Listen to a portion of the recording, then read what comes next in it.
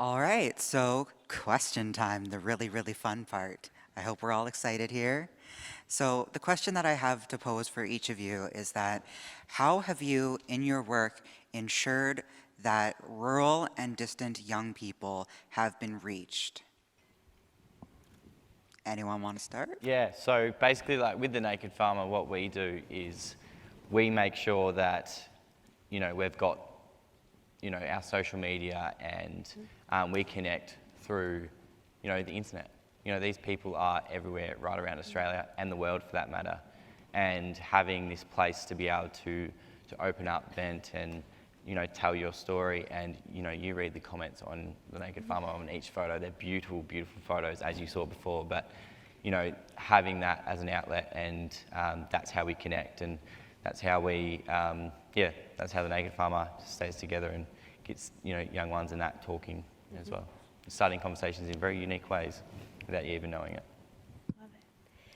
We definitely use the power of social media. I think that's helpful when a community can access that way, and we know certain young people enjoy engaging that way. But I think the real magic in our work is that our model is to develop from a community's needs and a community's assets. And so we can go to any type of community and what is developed by young people is going to meet their needs. And so chapters in very rural communities like where I'm from in the middle of America are very different than chapters in urban cities like Miami, and we're cool with that.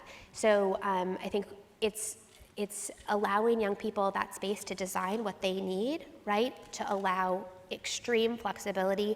We don't have any predetermined definition of like success, and we don't actually like presume that growth is the goal of every group.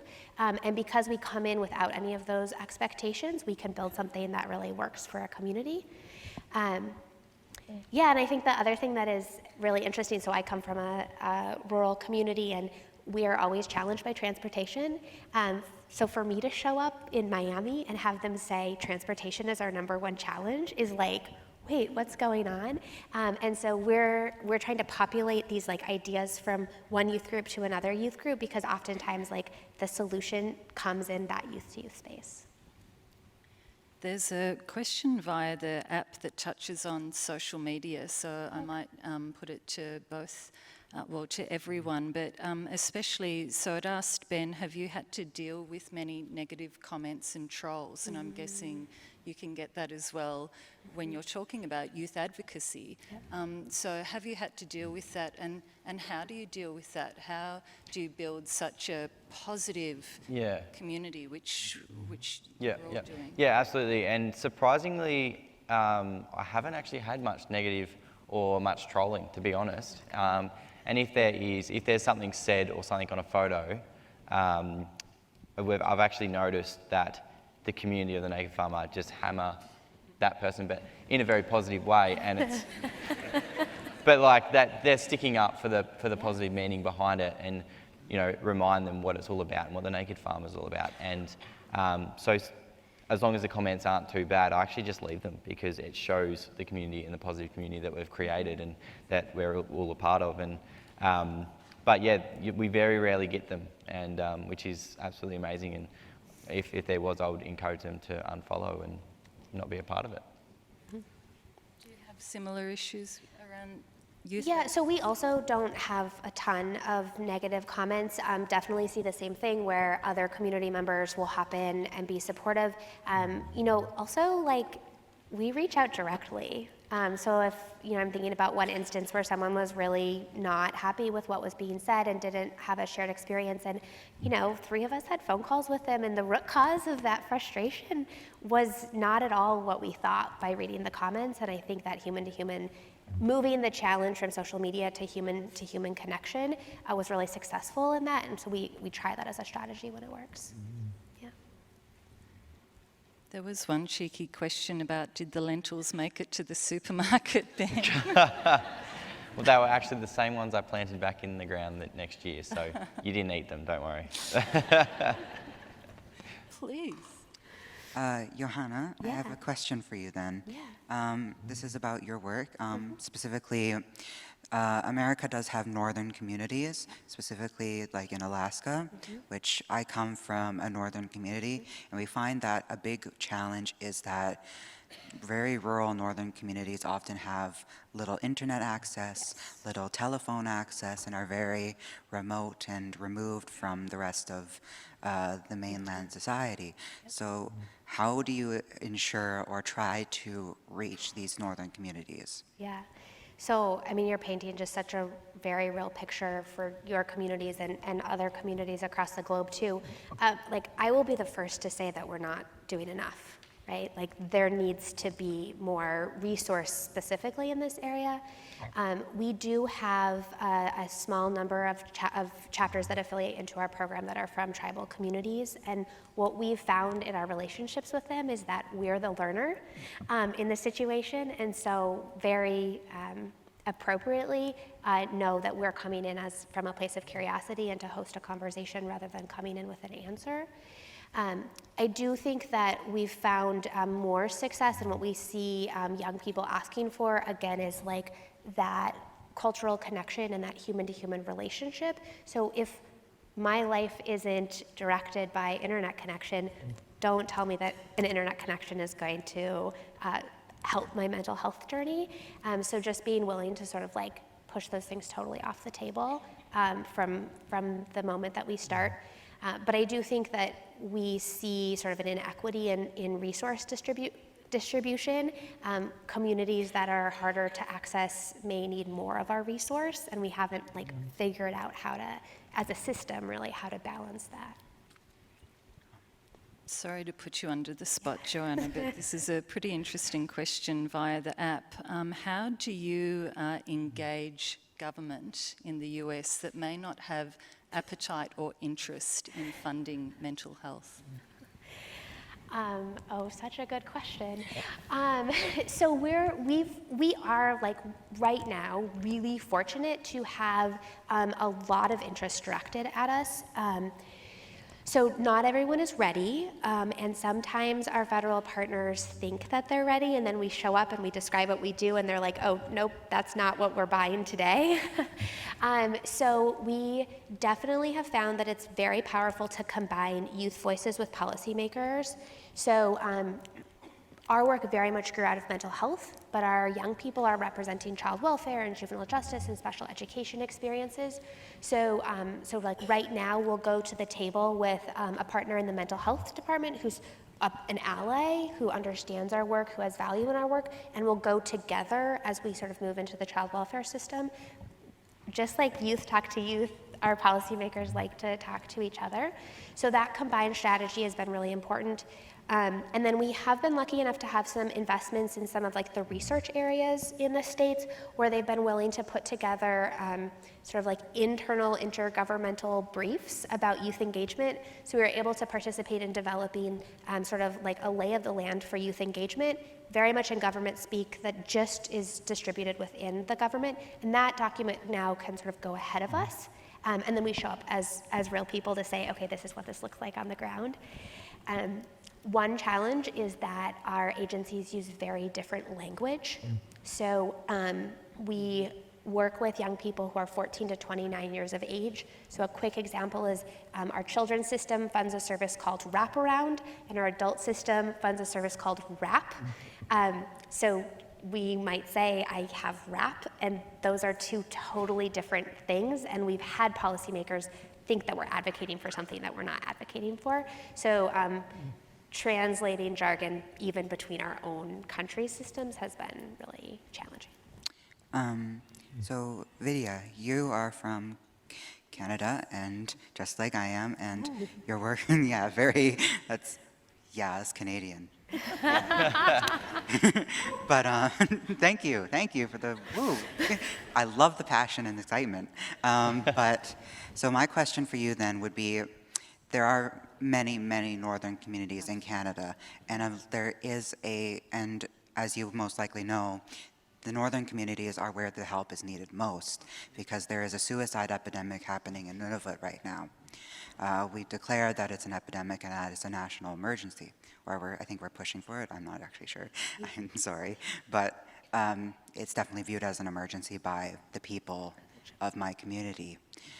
We've had suicides that have happened 4 times in a week before, and I know of people who've lost half of their family to suicide. So how do you personally try to reach these northern communities in your work? Thank you. And that is a very, I think that's a very important and pressing question for the Canadian context. Maybe just sort of taking one step back within the project, as I mentioned, within the Access project, we had 6 Indigenous communities, out of which 2 were Inuit. So one was in Nunavik in Quebec, and the other is in Northwest Territories, Ulahaktuk. And part of a lot of the lessons, a lot of the lessons that I feel I have had the privilege of learning through the project have really been working in close collaboration with communities to find the solutions.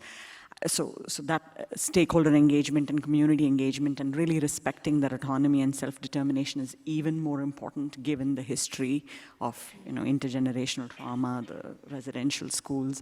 I also think that we do need, at least for many of the sites that have done amazing work, the fact that funding is so precarious and is project-based is really causing a lot of frustration. So we do need stronger, more sustainable solutions for funding.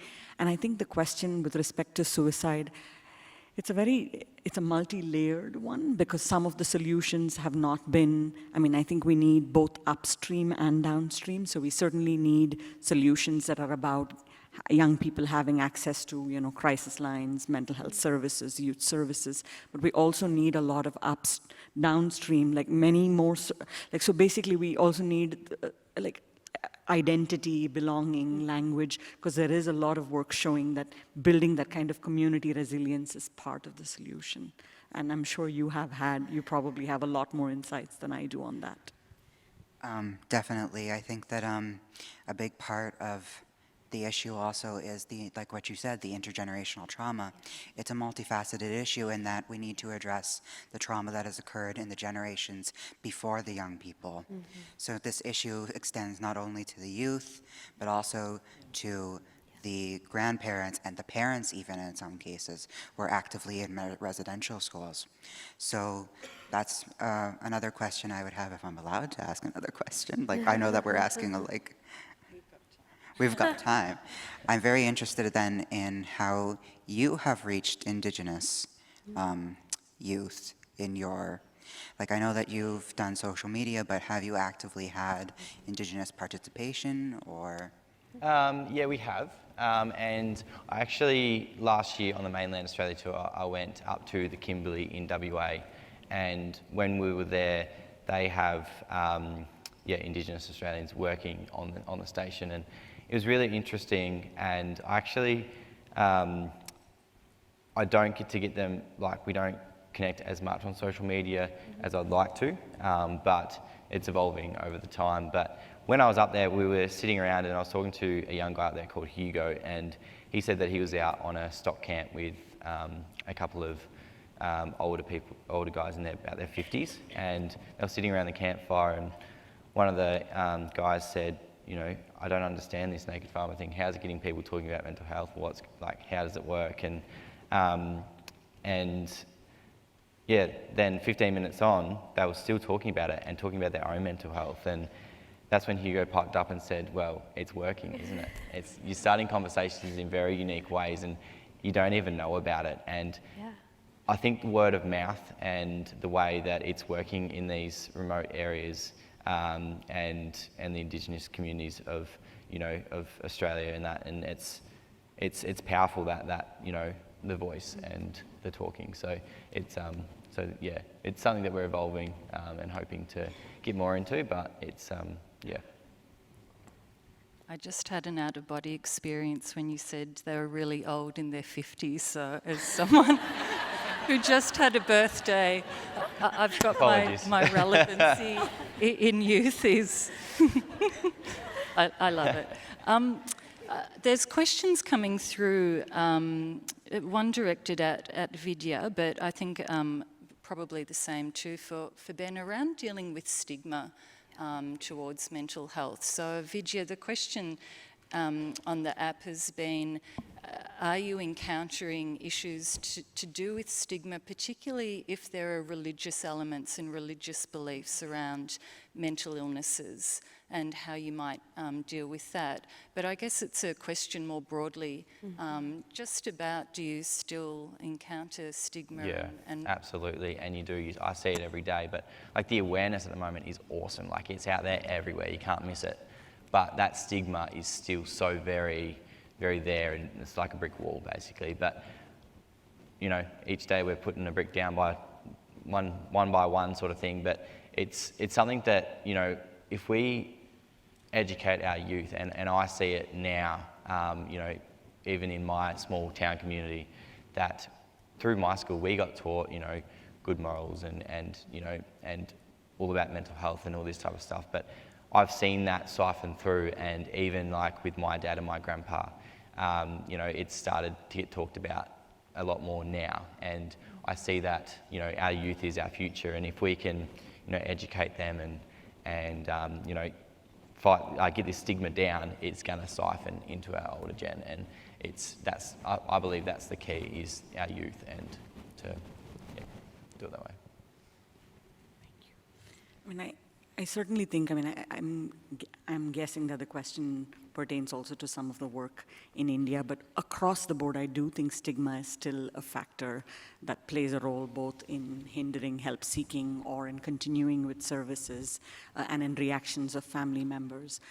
And I mean, I think that there's a spectrum of reactions within the stigma. So we've had a lot of family support. We certainly also have lots of stories particularly in India, of women who are married being abandoned after a diagnosis of a mental illness. And it is pertinent to youth mental health because a lot of young women in India in their 20s are married.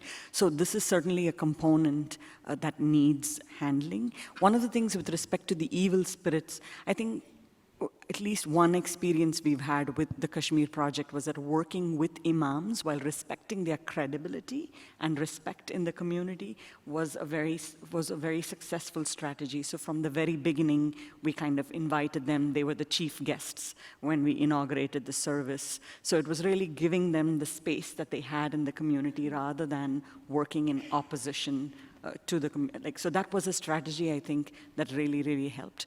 But overall, I think part of what we're all doing here, like talking about mental health, like having more stories of recovery and hope, is perhaps a stronger way to handle stigma rather than only handling stigma directly. Like I think the messages of recovery, lived experience, and better outcomes is perhaps the strongest thing we can do about stigma. So then, I know that you work with Indigenous communities as well, and Inuit communities too as well, which I'm very happy about because I find that Inuit communities are often very much neglected in the mental health system. But so then I have a question specifically for you regarding this, is that traditionally what I was taught about Inuit culture when I was in college is that what would happen is whenever someone had a mental health issue, they would take them out hunting, and they would be partnered with an elder who would speak to them, and they would speak about their issues while the elder carefully listened. Have you implemented something like that, like traditional healing and stuff? Have you taken that into account in your work, like traditional healing and such? Thank you for that question. Just before answering that, I did want to mention that one of the forms that stigma takes, or concerns around stigma have taken, especially in our two Inuit communities, because the communities are small, is the fear of confidentiality and people finding out, and much more than some of the sites that are high population. So going to your question of taking into account traditional ways of healing and cultural forms of knowledge, yes. And I think part of the community, like working in partnership with the communities, has meant taking into account various forms of knowing and healing that make sense within each community. And each site has chosen how this would look. So for instance, in one of the First Nation sites, like in Eskazoni First Nation, they really have adopted a two-eyed seeing approach where they take what they think is best from Western or cognitive behavioral individual approaches to psychotherapy and mental health, and integrate it with some of the approaches that make a lot of sense, that are culturally relevant, like language. So that's an approach that worked there. In our two Inuit communities, certainly a lot of emphasis has been placed on youth engagement in relation to land-based activities, drumming, and that has been a key part of the focus. So, and all of this is possible only if you do have, I think, to the point of the topic of this session, it is very much this idea of, if you go with the larger values of inclusion and community consultation, with the idea that you have some common goals of youth engagement, making sure young people know and have a space to talk about mental health, you need to have locally relevant and meaningful ways of getting there. I hope that answers your question. Thank you. Craig, I just need the password on your phone if you want to get it. And your banking details would be handy. So a question to Ben and Johanna.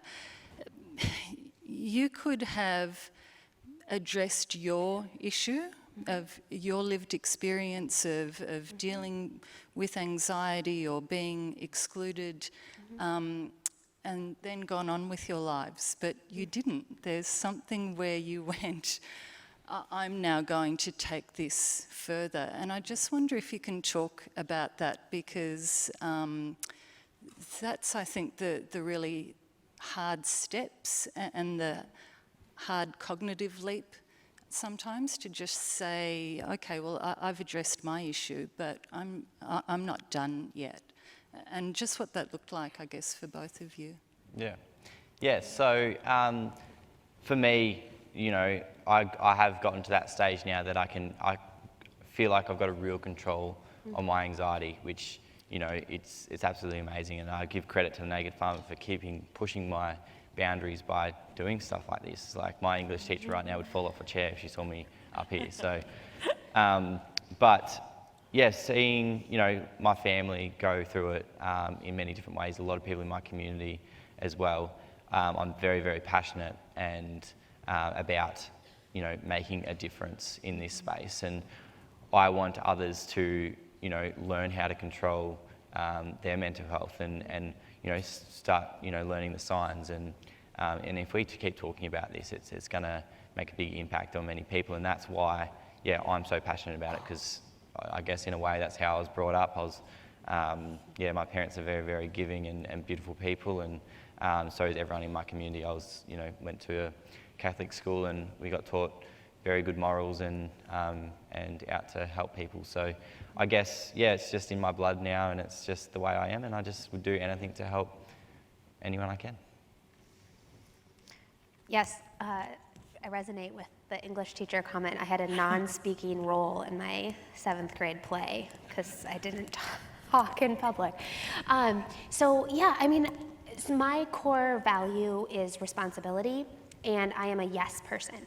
And both of those things are so activated and called upon when I work with young people. So I guess for me, like, it's a series of happy accidents that I'm here, and I just keep saying yes to the next thing. And now it's been long enough that I feel like this is what I'm supposed to be doing. I'm committed, and I think I share this commitment with a lot of youth advocates in our space to make the world a better place. And I know there are many ways that I can do that, but this space is so fulfilling, and it's so hope-filled, and it's like just enough challenge to keep you in the work.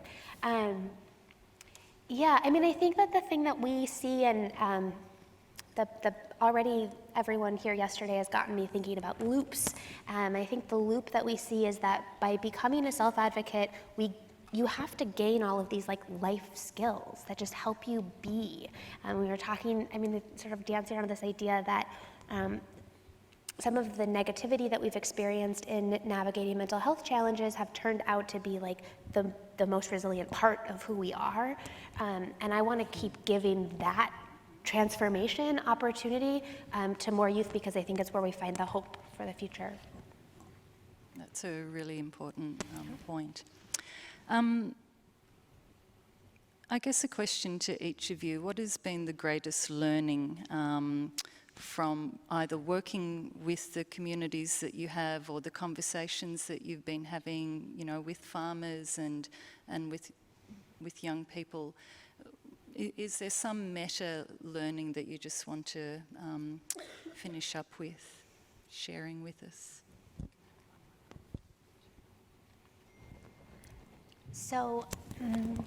So many. I'm trying to condense around one thing. I think that the youth movement has come so far in the last 10 or 15 years, and it's so exciting, but it's also so fast moving. It's hard for me to pinch the moment of today and say what is the learning. I think the conversation I'm most excited about right now is moving from youth engagement and this concept of how do we share space or do youth-adult partnership to this conversation about how do we share power, because I think that is really root in what we're talking about. Young people are reminding us every day that they have power over their own life, and their voice and their experience is powerful. And that means that everybody else around the table has to give a little bit. And that's not comfortable. To your point about challenging people to experience discomfort to grow, I totally agree with that. And so I feel like right now the movement is more clearly able to say, I get that this isn't comfortable. I get that this is hard to share this power with a young person, and also it's the way forward. And so I think the thing I'm most excited about, and not that I've learned it, but am learning it, and being challenged by young people every day about it, is moving to this place about how we talk about how we share power. Yeah, like I was saying with the stigma before, with farmers, it's something that's not talked about at all, and you are in smaller communities and that type of thing, and it is harder to speak up and talk. But I'm seeing that with what the Naked Farmer is doing with starting conversations in a very unique way, like that story I just shared before, that it's really exciting that we're tricking people into talking. And I feel like that's the only way we can start to get a movement on it. And I've learnt that in the past year or so, and it's becoming a very powerful tool. And if we can trick enough farmers to talk about it, it's going to stem through into a lot more. But it is, it's that power, and it's really cool. I think for me, I would say that part of sort of going back to this idea of reflecting on my journey, trained as a psychologist, you're trained to do one-on-one work. And in the last several years, I think I've really moved to doing a lot more work that is both in collaboration with many, many stakeholders, young people, families, service providers, communities, a larger community of national and international colleagues.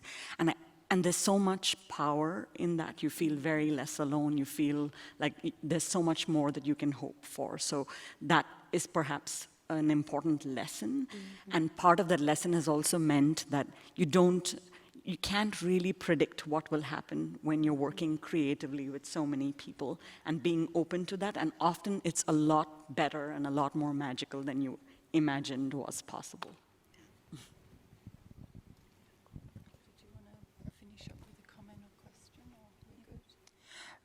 So one final quick question would be that I think kind of fits in with just this whole conference, is that what word of advice would you give to a young person who is struggling?